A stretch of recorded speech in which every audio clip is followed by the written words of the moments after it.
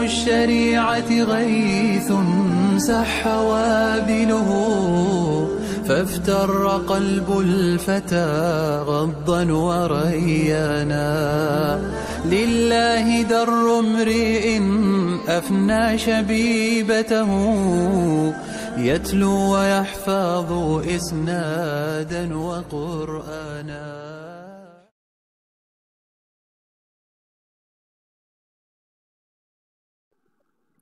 بسم الله الرحمن الرحيم. الحمد لله والصلاة والسلام على رسول الله وبعد. رب زدني علما رب زدني علما رب زدني علما رب اشرح لي صدري ويسر لي أمري واحلل عقدة من لساني يفقهوا قولي. اللهم لا سهل إلا ما جعلته سهلا وأنت تجعل الحزن إذا شئت سهلا.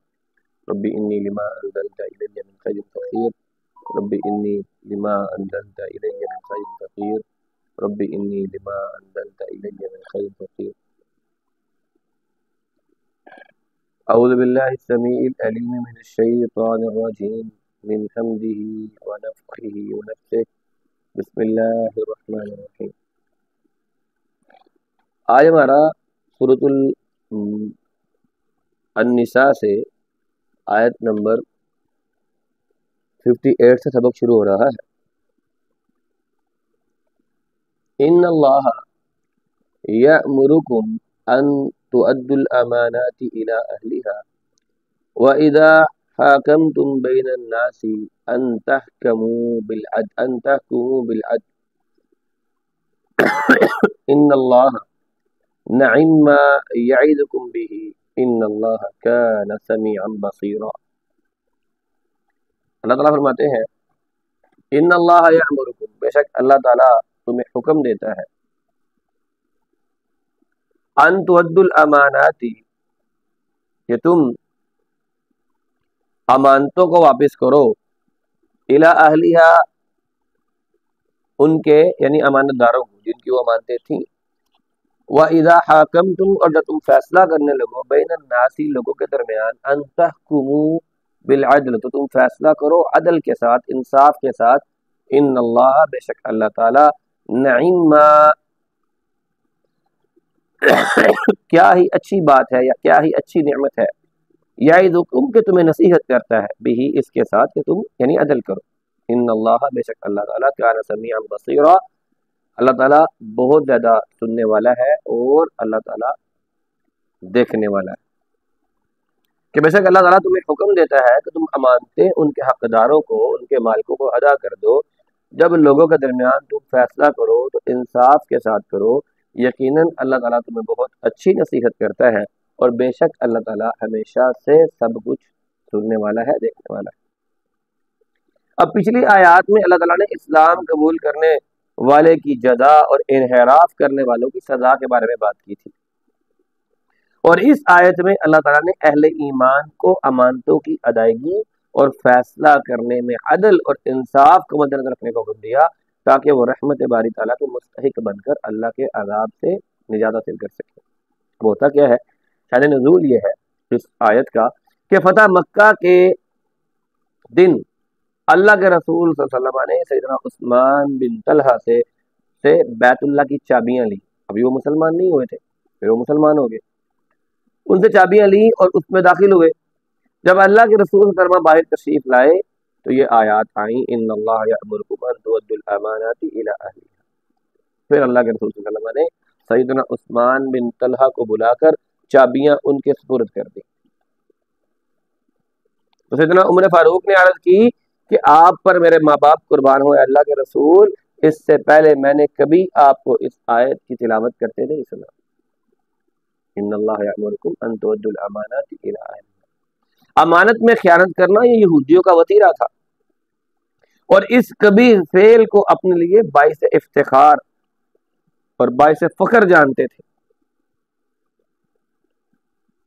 کہ ان کے پاس جو ہے وہ کوئی چیز امانت کے طور پر رکھی گئی اور اسے وہ اپنے لیے مال غنیمت خیال کرتے تھے اور واپس نہیں کرتے تھے.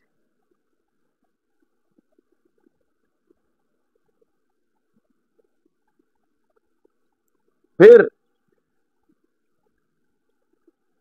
اللہ تعالیٰ نے اہل ایمان کو اس برائی سے دور ہونے کا حکم دیا کہ دور ہو جاؤ اس سے، یہ کام تم لوگوں نے نہیں کرنا، امانت داروں کو ان کی امانتیں واپس دینی ہے۔ اور اگر لفظ امانت ہے نا، تو لفظ امانت میں وہ تمام کام، وہ تمام امور شامل ہیں جن کا ایک مسلمان کو امین بنایا جاتا ہے۔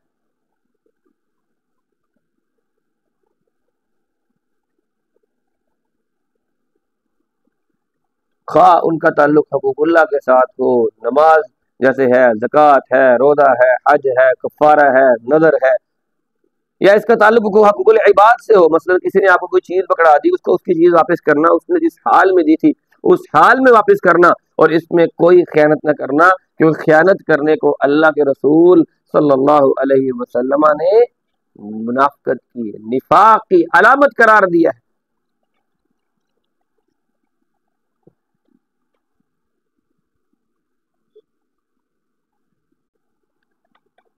اسی طرح امانت سے مراد اور ریاستی ذمہ داریاں بھی ہیں، ریاست کے اعلیٰ مناصب بھی ہیں، ان لوگوں کے ہی سپرد کیے جائیں گے جو ان کے اہل ہوں۔ ہمارے ہاں تو یہ بات ویسے ہی عبث ہے، ہمارے ہاں تو جو ووٹ ڈالے بھی جاتے ہیں نا، وہ بھی برادری کے لیے، وہ بھی جناب پیسوں کے لیے، وہ بھی واقفیت کے لیے، ایک طرف ناواقف پروفیسر کھڑا ہو، دوسری طرف آپ کا واقف چودھری کھڑا ہو، وہ واقف کار ہو چاہے وہ گندائی کیوں نہ ہو، ان پڑھی کیوں نہ ہو، ہم کہتے ہیں کہ نہیں خیر ہے، یہ ہمارے ساتھ تھانے جائے گا۔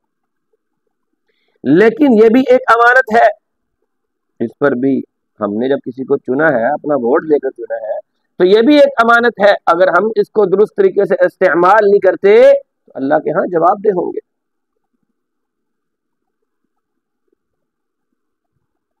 اگر ریاستی نظام اور ریاستی مناصب بھی ان لوگوں کے سپرد کیے جائیں گے جو ان کے اہل ہیں، تو پھر ہی معاشرے کا بھلا ہوگا، کیونکہ نااہل افراد کو منصب سونپنے سے نظام تباہ ہو جاتے ہیں، عوام بنیادی حقوق سے محروم ہو جاتی ہے۔ لہذا نااہل اور بدکار حکمرانوں کی حکومت سے ساری قوم کی اخلاقی حالت ابتر ہو جاتی ہے، اور اس کے برعکس حقوق کی ادائیگی اور صرف اہل لوگوں کو منصب دینا کسی بھی حکومت یا ادارے کے استحکام کی پہلی بنیاد ہوتی ہے، اور انہی حقوق کی عدم ادائیگی یہ انسان کے لیے فتنے کا پیش خیمہ ثابت ہوتی ہے اور ساری قوم برباد ہو جاتی ہے۔ اسلام نے اپنے ماننے والوں کو خیانت سے اجتناب کرنے اور ہر امانت کے تحفظ کی ترغیب دی ہے،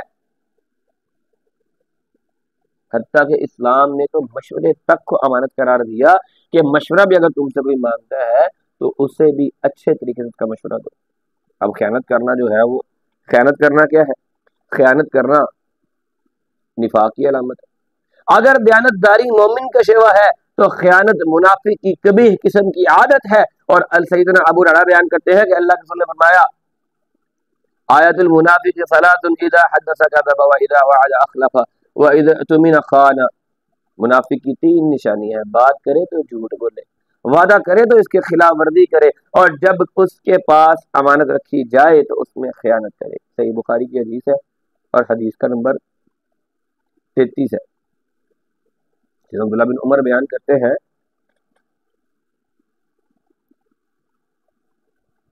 کہ چار باتیں جس شخص میں ہوں گی وہ خالص منافق ہے، اور جس میں ایک خصلت ہوگی اس میں نفاق کی ایک خصلت ہوگی۔ نمبر 1، جب امانت دار بنایا جائے تو خیانت کرے، جب بات کرے تو جھوٹ بولے، جب عہد کرے تو توڑ ڈالے، جب لڑائی کرے تو گالی دے۔ یہ بھی صحیح بخاری کی حدیث ہے، اور اس کا نمبر 34 ہے۔ تو پھر وَإِذَا حَكَمْتُمْ بَيْنَ النَّاسِ أَن تَحْكُمُوا بِالْعَدْلِ، دیانتداری کا حکم دینے کے بعد اللہ تعالیٰ نے فیصلہ کیا اور یہ بتایا کہ فیصلہ کرتے وقت ہر حال میں عدل و انصاف کرنے کی تلقین فرمائی، جیسے اللہ تعالیٰ کا ارشاد ہے یا ایھا الذین آمنوا کونوا قوامین للہ شہداء بالقسط، اے ایمان والو اللہ کی خاطر حق پر قائم رہنے والے، انصاف کے ساتھ گواہی دینے والے بن جاؤ۔ تو یہاں پر جو کہا گیا کہ جب بھی فیصلہ کرنے کی باری آئے، لوگوں کے درمیان فیصلہ کرو تو عدل و انصاف کی بنیاد پر کرو، پھر یہ نہیں ہے کہ یہ میرے چاچے کا بیٹا ہے، یہ میرے مامے کا پتر ہے، یہ میری ماسی کا بیٹا ہے، اس کے لیے میں یہ کر دوں، اس کے لیے میں یہ کر دوں، پھر یہ درست نہیں۔ یہ بات ہمارے ہاں بڑی عام ہے۔ اگر ہمیں فیصلوں کے اندر امین بنایا جائے تو ہم لوگ عام طور پر کسی نہ کسی کے حق میں وہ فیصلہ لے جاتے ہیں، جبکہ اللہ تعالیٰ نے حکم دیا کہ اگر فیصلہ کرنا ہے، اگر لوگوں کے درمیان تمہیں منصف بنایا جائے تو تم عدل اور انصاف کے ساتھ فیصلہ کرو۔ اس کا جواب جا کر اللہ کو دینا ہے۔ سیدنا عبداللہ بن عمر بیان کرتے ہیں کہ اللہ کے رسول صلی اللہ علیہ وسلم نے فرمایا کہ بے شک اپنے اہل و عیال اور رعایا کے درمیان فیصلوں اور معاملات میں انصاف کرنے والے اللہ تعالیٰ کے داہنے ہاتھ کی طرف نور کے ممبروں پر ہوں گے، اور واضح رہے رحمان کے دونوں ہاتھ ہی دائیں ہیں۔ یہ صحیح مسلم کے حدیث ہے، 1827 اس کا نمبر ہے۔ ان اللہ نعم یعظکم بہ ان اللہ کان سمیعا بصیرا۔ اللہ تعالیٰ نے امانت میں دیانتداری اور تمام مقدمات میں ہر قسم کی مصلحت اور دنیاوی مفاد کو خاطر میں نہ لاتے ہوئے عدل کرنے کا حکم دیا ہے۔ اس لیے فرمایا کہ اللہ تعالیٰ تمہیں اچھی باتوں کی نصیحت کرتا ہے، اچھی باتوں کا تمہیں حکم دیتا ہے۔ اگر تم امانت میں خیانت کرو گے اور فیصلوں میں ناانصافی کرو گے تو اللہ تعالیٰ تمہاری اس پوشیدہ خیانت کو نہ صرف دیکھنے والا ہے بلکہ ایسی غلط کاریوں پر تمہیں سزا بھی دے گا۔ دیکھیں نا، آپ فیصلہ کرتے ہیں کسی کے حق میں، آپ نے اس میں امانت داری نہیں رکھی، اس کو فائدہ پہنچایا، اگر آپ نے اس کو فائدہ پہنچایا ہے تو قیامت کے دن سزا آپ کو ملنی ہے، اس کو کیا ملے گا؟ آپ نے اس کو فائدہ پہنچایا کیونکہ آپ نے عمل کیا ہے، سزا آپ کو ملنی ہے۔ اس آیت سے کیا سمجھ لگتی ہے کہ اللہ تعالیٰ نے امانت کو باحفاظت مالک کی طرف لوٹانے کا حکم دیا ہے، اور یہ بھی کہ امانت کسی باشعور اور اہل آدمی کے ہی سپرد کرنی چاہیے، کیونکہ نا اہل کے سپرد کرنا اسے ضائع کرنا ہے۔ تمام مقدمات میں دنیاوی مصلحتوں سے بالا تر ہو کر عدل کرنے کا حکم دیا گیا ہے۔ اسی طرح مفتی کو بھی حاکم کی جو مفتی ہے وہ بھی حاکم کی حیثیت رکھتا ہے، تو اسے بھی چاہیے کہ تمام تر دنیاوی مفادات کو پس پشت ڈال کر لوگوں کو کتاب و سنت کے مطابق ان کی رہنمائی فرمائے۔ یہ نہیں ہے کہ کوئی اچھا لگتا ہے تو اس کے حق میں فیصلہ دے دیا جائے، کوئی برا لگتا ہے تو اس کے خلاف فتویٰ دے دیا جائے، نہیں۔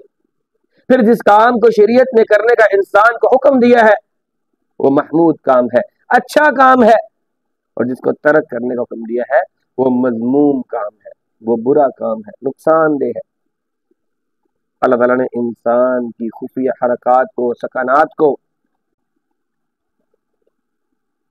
انسان کی اللہ تعالیٰ خفیہ حرکات اور سکنات اور خاموشیوں کو بھی بخوبی سنتا ہے، دیکھتا ہے، اور انسان کو ہر حال میں اللہ کا خوف اپنے دل میں بٹھا کر رکھنا چاہیے، اور یہ سمجھ لینا چاہیے کہ اللہ تعالیٰ اس کی تمام برائیوں کو دیکھنے والا بھی ہے۔ جب انسان یہ سمجھ لے گا، جب انسان یہ سوچ لے گا کہ اللہ میری برائیوں کو دیکھنے والا ہے، تو پھر جناب کیا ہوگا؟ پھر انسان ان برائیوں سے رک جائے گا، بعد آ جائے گا۔ آگے اللہ تعالیٰ فرماتے ہیں یا ایھا الذین آمنوا اطیعوا اللہ واطیعوا الرسول واولی الامر منکم فإن تنازعتم في شيء فردوه إلى الله وإلى الرسول إن كنتم تؤمنون بالله واليوم الآخر ذلك خير وأحسن تأويلا۔ یا ایھا الذین آمنوا، اے ایمان والو، اے وہ لوگوں جو ایمان لائے ہو، اطیعوا اللہ، اللہ کی اطاعت کرو، والرسول، اور اللہ کے رسول کی اطاعت کرو، واولی الامر منکم، اور تم میں سے جو حکمران ہیں، جو اولی الامر ہیں، ان کی اطاعت کرو۔ فإن تنازعتم، اور اگر تم کسی چیز میں متنازع ہو جائے، کسی چیز کے درمیان تمہارا اختلاف ہو جائے، فی شیء، کسی چیز میں، فردوہ الی اللہ والرسول،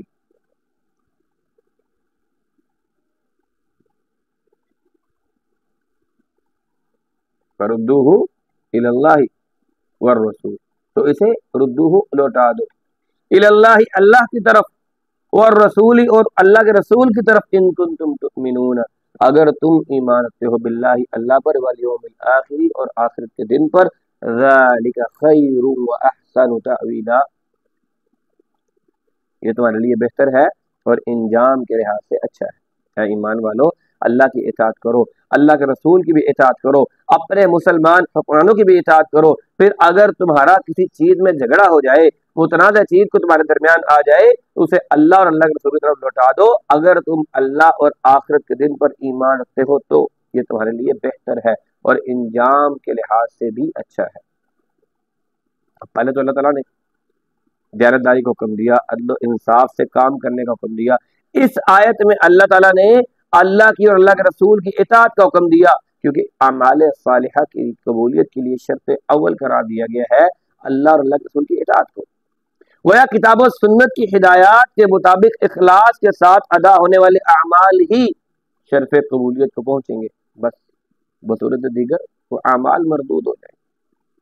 تو آیت کا پہلا حصہ یہ ہے، یا ایھا الذین آمنوا اطیعوا اللہ واطیعوا الرسول واولی الامر منکم فإن تنازعتم فی شیء فردوه الی اللہ والرسول ان کنتم تؤمنون باللہ والیوم الآخر، کہ اللہ تعالیٰ نے ایک کامیاب اسلامی ریاست کے 4 بنیادی اصول بتائے جن پر سختی کے ساتھ کاربند ہونے والی ریاست ایک کامیاب ریاست کہلاتی ہے۔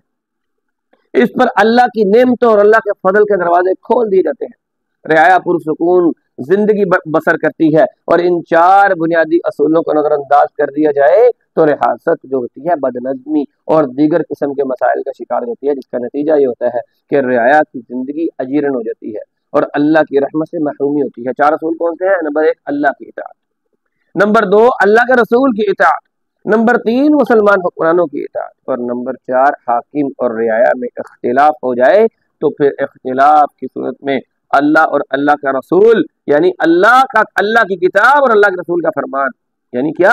کتاب و سنت، اس کی طرف رجوع کیا جائے گا۔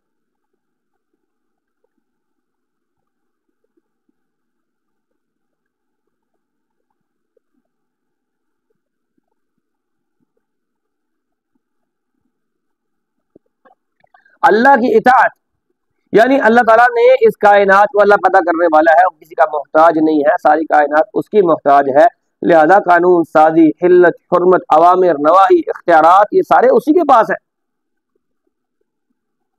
تمام انبیاء کرام کو بھی اللہ تعالیٰ نے اپنی ہی اطاعت کا حکم دیا تھا، کیونکہ دنیا میں جتنے بھی سیاسی نظام رائج ہے ان میں مقتدر اعلیٰ کوئی انسان یا ادارہ ہوتا ہے، جبکہ اسلامی نظام خلافت میں اس کی مکمل نفی کرتے ہوئے مقتدر اعلیٰ اللہ تعالیٰ کی ذات کو قرار دیا ہے۔ یہی چیز اسلامی خلافت کو دوسرے نظاموں سے ممتاز کرتی ہے۔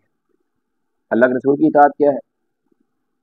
اللہ تعالیٰ کے احکام کی صحیح طور پر بجا آوری اس کے بغیر ممکن ہی نہیں ہے، کیونکہ اللہ کے رسول کی ذات نے ہی شرعی احکامات کی صحیح طور پر توضیح فرماتے ہوئے امت کے لیے کسی بھی قسم کے کوئی پہلو، کوئی نیکی اس کو اوجل نہیں رکھا، بلکہ عملی مظاہرہ کرتے ہوئے تمام قسم کے شکوک اور شبہات کو، تمام قسم کے غموز کو دور فرما دیا۔ اور اس طرح بہت سارے احکامات ایسے ہیں جن کا حکم قرآن میں موجود تو ہے، لیکن ان کی ادائیگی کا طریقہ بتلانے میں قرآن بالکل خاموش ہے۔ قرآن کہتا ہے نماز پڑھو، طریقہ اللہ کے رسول نے بتایا۔ قرآن کہتا ہے زکوٰۃ دو، طریقہ اللہ کے رسول نے بتایا۔ قرآن کہتا ہے حج کرو، طریقہ اللہ کے رسول نے بتایا۔ قرآن کہتا ہے نکاح کرو، طریقہ اللہ کے رسول نے بتایا، اور ان کی ادائیگی کے طریقے حدیث رسول کے علاوہ کہیں بھی نہیں ملتے۔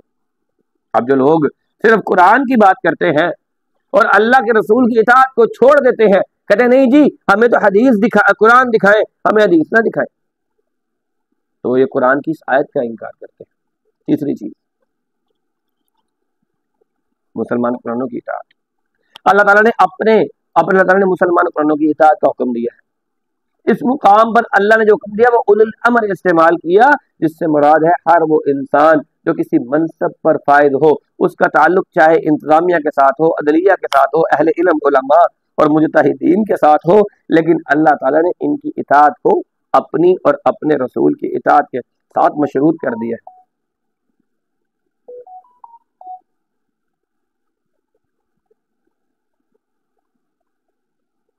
اللہ کے رسول کی اطاعت کے ساتھ یہ مشروط کر کے واضح کر دیا کہ اگر ان کا حکم اللہ تعالیٰ اور اس کے رسول کے خلاف ہو تو پھر ان کی اطاعت فرض نہیں ہے۔ جیسا کہ سیدنا علی بیان کرتے ہیں، اللہ کے رسول نے ایک لشکر کا امیر سیدنا عبداللہ بن حذافہ انصاری کو مقرر کیا، اس کی اطاعت کا حکم دیا کسی امیر کی بات سے امیر کسی بات سے لشکر سے ناراض ہو گیا اور کہنے لگا کیا تمہیں اللہ کے رسول نے میری اطاعت کو حکم نہیں دیا؟ انہوں نے کہا کیوں نہیں دیا؟ کہا ہے۔ امیر نے کہا لکڑیاں جمع کرو، آگ جلاؤ اور اس میں کود جاؤ۔ جب انہیں لکڑیاں جمع کر کے آگ جلائی، اس میں کودنے کے لیے ایک دوسرے کی طرف دیکھنے لگے تو ان میں سے کسی ایک نے کہا ہمیں اللہ کے رسول کی اطاعت ہم نے آگ سے بچنے کے لیے کی تھی، اگر آپ کی اطاعت کر کے بھی ہم آگ میں داخل ہوں گے تو پھر ہمیں بھلا اس اطاعت کا کیا فائدہ؟ یہ کہہ کر انہوں نے آگ میں داخل ہونے سے انکار کر دیا۔ جب یہ معاملہ اللہ کے رسول کے پاس پیش ہوا، آپ نے فرمایا اگر یہ آگ میں داخل ہوتے تو پھر ہمیشہ ہمیشہ آگ میں رہتے، امیر کی اطاعت صرف اچھے کاموں میں ہے۔ صحیح بخاری کی حدیث 7145 جس کا نمبر۔ تو امیر کی اطاعت کس میں ہوگی؟ امیر کی اطاعت ہوگی صرف معروف میں، نیکی کے کام میں۔ اس میں شوہر بھی شامل ہے، باپ بھی شامل ہے۔ کہتے ہیں جی شوہر نے حکم دیا پردہ اتار دو، شوہر نے حکم دیا ہے بے پردگی کرنے کا، شوہر نے حکم دیا ہے جناب جو ہے نا وہ منڈوانے کا، شوہر نے حکم دیا ہے جناب یہ ویسٹرن لباس پہننے کا۔ تو قرآن مجید میں لفظ اللہ اور رسول کے ساتھ جو اطاعت کا لفظ بولا گیا ہے، اولی الامر کے ساتھ اطاعت کے بغیر ذکر کیا گیا ہے۔ اشارہ ہے کہ اطاعت اصل میں اللہ اور اللہ کے رسول کی ہے۔ اگر اولی الامر اللہ کے رسول کی اطاعت میں حکم دے تو پھر اس کا حکم مانا جائے۔ تیسری چیز، اگر وہ حاکم اختلاف ہو جائے، حاکم کے ساتھ اختلاف ہو گیا جناب، اس کا حکم اللہ کے مطابق نہیں تھا، حاکم اور رعایا کے درمیان اختلاف ہو گیا، تنازع ہو گیا، تو پھر اس حاکم کی بات کو، رعایا کی بات کو اللہ کی کتاب کی طرف لایا جائے گا، اللہ کی سنت کی طرف، اللہ کے رسول کی سنت کی طرف لایا جائے گا۔ یعنی اس میں حتمی اور قطعی فیصلہ اللہ تعالیٰ اور اللہ تعالیٰ کے رسول کا ہوگا۔ یہ ایک مومن کے ایمان کی علامت ہے، جیسا کہ سیدنا عمر فاروق نے اپنے دور خلافت میں مسجد نبوی کی توسیع کا ارادہ فرمایا تو سیدنا عباس کے مکان کی اس میں رکاوٹ تھا، جس میں پرنالہ تھا، وہ پرنالے سے پانی مسجد نبوی کی صحن میں گرتا تھا، لوگوں کو تکلیف پہنچتی تھی۔ سیدنا عمر نے مسجد نبوی کی توسیع کے لیے سیدنا عباس سے جائز قیمت کے عوض مکان خریدنے کا اظہار کیا، لیکن وہ اس پر آمادہ نہیں ہوئے۔ سیدنا عمر نے ان کے مکان کا پرنالہ اکھیڑ دیا، بارش کی صورت میں مسجد میں آنے والوں کو تکلیف نہ ہو۔ جب تنازع بڑھ گیا تو سیدنا حذیفہ بن یمان کی عدالت میں فیصلہ پیش ہوا، آپ نے موقف بیان کیا، سیدنا عباس نے اپنا موقف کی وضاحت کی کہ میں نے اللہ کے رسول کے حکم کے مطابق آپ کے کندھوں پر سوار ہو کر اس مقام پر یہ پرنالہ نصب کیا تھا۔ فیصلہ سیدنا عمر کے خلاف آنے کے بعد، کیونکہ سیدنا حذیفہ بن یمان نے بھی فرما دیا کہ عمر اس پرنالے کو آپ نہیں اکھاڑ سکتے، یہ پرنالہ اللہ کے رسول نے خود لگوایا ہے۔ فیصلہ عدالت کا، امیر جو خلافت خلیفہ وقت ہے، امیر وقت ہے، 22 لاکھ مربع میل کا مالک، پر فیصلہ آتا ہے اس کے خلاف، فوری طور پر سیدنا عمر وہ پرنالہ جیسے تھا ویسے لگوا دیتے ہیں۔ دیکھا سیدنا عباس نے، اللہ کے رسول کے چچا نے، کہ فیصلہ تو عمر کے خلاف آ گیا اور اس پر عمل بھی کر دیا گیا، تو سیدنا عباس نے اپنا مکان بلا قیمت کی مسجد کی توسیع کے لیے وقف کر دیا۔ مستدرک حاکم کی حدیث ہے 5479 اس کا نمبر ہے۔ اصل مسئلہ سیدنا عباس کی نظر میں معاملہ صرف مسجد نبوی کی توسیع کا نہیں تھا یا پرنالے کی تنصیب کا نہیں تھا، بلکہ اصل معاملہ حاکم اور رعایا کے حقوق کا تعین تھا۔ سیدنا عمر فاروق نے رضی اللہ تعالیٰ عنہ اپنے دور خلافت میں ایک عورت کو زانیہ سمجھ کر رجم کرنے کا ارادہ کر لیا، جس کے ہاں نکاح کے 6 ماہ بعد بچے کی پیدائش ہوئی تھی۔ اور اس عورت کی بہن سیدنا علی کے پاس آئی، کہنے لگی کہ عمر میری بہن کو رجم کرنے لگے ہیں، آپ میری بہن کے لیے کوئی عذر پاتے ہیں؟ سیدنا علی نے کہا یقیناً میرے پاس شرعی عذر موجود ہے۔ اس عورت نے سیدنا عمر فاروق سے عرض کیا کہ علی تو میری بہن کو بے گناہ قرار دیتے ہیں۔ سیدنا عمر نے سیدنا علی سے پوچھا کہ ایسا کون سا شرعی عذر ہے جسے 6 ماہ کا بچہ بھی پیدا ہو سکتا ہے؟ ابھی حمل کو 6 مہینے ہوئے، یعنی شادی کو 6 ماہ ہوئے۔ تو انہوں نے قرآن کا یہ آیت سنائی والوالدات یرضعن اولادہن حولین کاملین کہ مائیں اپنی اولادوں کو 2 سال مکمل دودھ پلائیں۔ ایک اور مقام پر فرمایا وحملہ وفصالہ 30 شہرا کہ اس حمل اور دوران حمل کی دودھ کی جو مدت ہوگی وہ 30 مہینے ہے، 24 ماہ کا دودھ پلانا اور 6 ماہ حمل کی مدت ہوئی، تو آپ کیسے اس کو رجم کریں گے؟ تو معلوم یہ ہوا کہ حمل کی کم سے کم مدت جو ہے وہ 6 مہینے بھی ہو سکتی ہے۔ سیدنا عمر نے فوراً اس عورت کو چھوڑ دیا۔ راوی کہتا ہے کہ اس عورت کے ہاں دوسرے بچے کی پیدائش بھی ہوئی تو 6 مہینے بعد ہی ہوئی۔ اسی طرح بعض اوقات سیاسی موضوع کی بنیاد پر، مذہبی تنازعات کی بنیاد پر لوگوں میں اختلاف ہو جاتا ہے، عام تنازع کی بنیاد پر بھی لوگوں میں اختلاف ہو جاتا ہے، تو پھر حکم کیا دیا ہے کہ تنازع ہو جائے تو اللہ اور اللہ کے رسول کی طرف لے جاؤ، فیصلہ اللہ اور اللہ کے رسول سے کروا لو، کتاب اللہ اور سنت سے فیصلہ کر لو۔ اور اس کا فائدہ کیا ہوگا؟ فائدہ یہ ہوگا ذالک خیر و احسن تقویلا، اختلاف احسن تعویلا، اختلاف کو اللہ اور اس کے رسول کی طرف لوٹا کر اس کا حل تلاش کرنا فریقین کے لیے دینی اور دنیاوی دونوں صورتوں میں یہ دینوی اور اخروی انجام کے لحاظ سے بہت ہی اچھا ہے۔ جو قوم اپنے اختلافات کا حل کتاب و سنت کی روشنی میں تلاش کرتی ہے، اللہ تعالیٰ اپنے فضل و کرم سے اس کا رعب دشمن کے دلوں میں پیدا کر دیتا ہے، اسے محافظ یا پہرے دار کی ضرورت نہیں پڑتی۔ دشمن اسے حقارت کی بجائے عزت کی نگاہ سے دیکھتا ہے، اور پھر لوگ ہمیں کہتے ہیں کہ ہم بنیاد پرست ہیں۔ بھئی ہم بنیاد پرست کیوں نہ ہو؟ ہمیں قرآن کہتا ہے کہ اپنی بنیاد کو نہیں چھوڑنا، فردوہ الی اللہ والرسول، اسے اللہ اور اللہ کے رسول کے پاس لے جاؤ۔ ہماری بنیاد کیا ہے؟ اللہ کے رسول، اللہ کے رسول کا قول، آپ کا فعل، آپ کی تقریر، آپ کے فیصلے، آپ کی سنت۔ تو پھر دشمن پر رعب کیوں طاری نہیں ہوگا؟ جب سامنے سنتوں پر عمل کرنے والے کھڑے ہوں گے تو دشمن کی کیا حیثیت ہے؟ شاہ روم کا نمائندہ امیر المؤمنین سیدنا عمر بن خطاب، عمر فاروق رضی اللہ عنہ کی خدمت میں کچھ تحائف لے کر مدینہ منورہ آتا ہے، لوگوں سے امیر المؤمنین کا گھر پوچھتے ہوئے آپ کے گھر آیا، ایک چھوٹے سے پرانے سے گھر کو دیکھ کر پریشان ہو گیا، کیونکہ اس کے ذہن میں تو اپنے حکمرانوں کے بڑے بڑے محلات کا تصور تھا۔ دریافت کرنے پر معلوم ہوتا ہے کہ امیر المؤمنین کا گھر تو یہی ہے، پر امیر المؤمنین گھر موجود نہیں ہے، کسی کام کی غرض سے بازار گئے۔ آپ کو تلاش کرنے نکلا، امیر المؤمنین کو ایک مکان کے دیوار کی سائے میں لیٹے ہوئے پتھر کا تکیہ بنا کر بغیر بستر کے، بغیر چادر کے آرام کرتے ہوئے پایا، تو کہنے لگا عدلت فامنت فمنت حیث شئت، اے عمر تو عدل کی بنا پر دشمنوں سے محفوظ ہو کر بے خوف اور گہری نیند میں سو رہا ہے۔ عدلت فامنت، تو نے عدل کیا ہے اس لیے تو امن میں ہے، فنمت حیث ما شئت، تو کیونکہ امن میں ہے تو جہاں چاہتا ہے وہاں سوتا ہے۔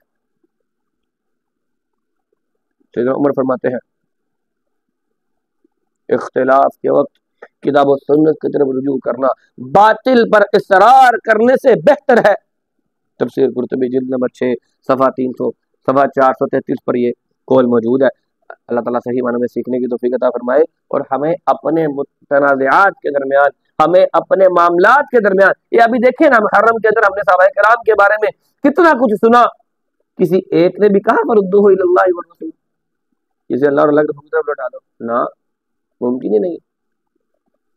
تو کیا پتہ لگتا ہے؟ اہل ایمان پر اللہ تعالیٰ اور اس کے رسول کی اطاعت فرض ہے۔ اولی الاطاعت، اولی الامر کی اطاعت کو اللہ اور اللہ کے رسول کی اطاعت کے ساتھ مشروط کیا گیا ہے۔ امیر کا حکم کتاب و سنت کے مطابق ہونے کی صورت میں اطاعت فرض ہے، اور کتاب و سنت سے متصادم ہو تو کسی کی اطاعت نہیں کی جائے گی، وہ امیر ہو، وہ شوہر ہو، وہ باپ ہو، وہ بھائی ہو، اگر اس کی بات اللہ اور اللہ کے رسول کی بات سے ٹکراتی ہے اس کی بات کی کوئی اوقات نہیں ہے۔ چوتھی چیز، اختلاف کی صورت میں تمام ذاتی مصلحتوں کو چھوڑ کر اللہ کی کتاب اور سنت کی طرف رجوع کرنا یہی بہتر بات ہے، اور باہمی تنازعات کی صورت میں کتاب و سنت کی طرف رجوع وہی کرتا ہے جس کا اللہ تعالیٰ پر یوم آخرت پر ایمان ہوتا ہے۔ اللہ تعالیٰ صحیح معنوں میں سیکھنے کی، سمجھنے کی توفیق عطا فرمائے۔ وآخر دعوانا अनिल हम्दुलिल्लाहि रब्बिल आलमीन। अस्सलामु अलैकुम व रहमतुल्लाहि व बरकातुहू। علم الشريعة غيث سح وابله، فافتر قلب الفتى غضا وريانا. لله در امرئ أفنى شبيبته، يتلو ويحفظ إسنادا وقرآنا. علم الشريعة غيث